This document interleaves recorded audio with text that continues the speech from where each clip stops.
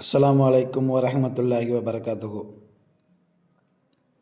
இன்று நாம் இறப்பை நினைவு ஊட்டும் ஒரு அழகான ஹதீஸை பற்றி பார்க்க போகிறோம். இன்பங்களை அளிப்பதான மரணத்தை அதிகமாக நினைவு கூறுங்கள். இதை சுனன் அல் திர்மிதி ஹதீஸ்களிலிருந்து பெறப்படுகின்றன. அன்பிற்குரிய சகோதரர்களே, நம்ம இந்த உலகத்தில் நிரந்தரமாக வாழ போகிறது இல்லை. ஒவ்வொரு உயிரும் ஒரு நாள் மரணத்தை சுவைத்தே தீரும்.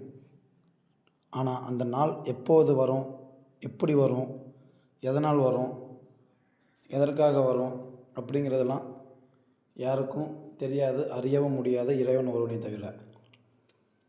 அதனால்தான் நபிகள் நாயகம் ஸல்லல்லாஹு அலைஹி வஸல்லம் அவர்கள் கூறினார்கள், இன்பங்களை அளிப்பதான மரணத்தை அதிகமாக நினைவு கூறுங்கள் என நபிகள் நாயகம் ஸல்லல்லாஹு அலைஹி வஸல்லம் அவர்கள் கூறினார்கள். மரணத்தை நினைப்பவன் பாவங்களை தவிர்க்க முயற்சிப்பான், சரியான நேரத்தில் தொழுகையை நிறைவேற்றுவான், பெற்றோருக்கு நன்மை செய்வான், பிறருக்கு அநீதி செய்ய அஞ்சுவான்.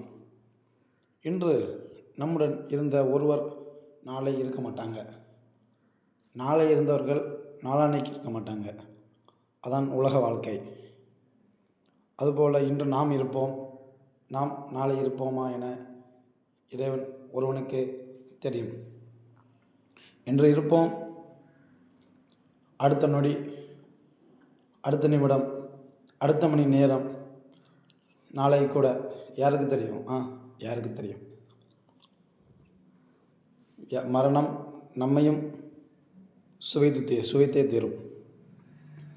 எனவே ஒவ்வொரு நாளையும் அல்லாஹ்வின் திருப்தியை பெறும் நாளாக மாற்றுவோம்.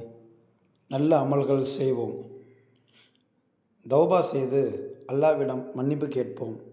மரணம் வருவதற்கு முன்பே அதற்கு தயாராக இருப்போம்.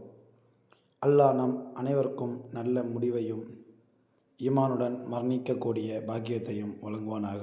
ஆமீன். அஸ்ஸலாமு அலைக்கும் வரஹ்மத்துல்லாஹி வபரகாத்துஹு.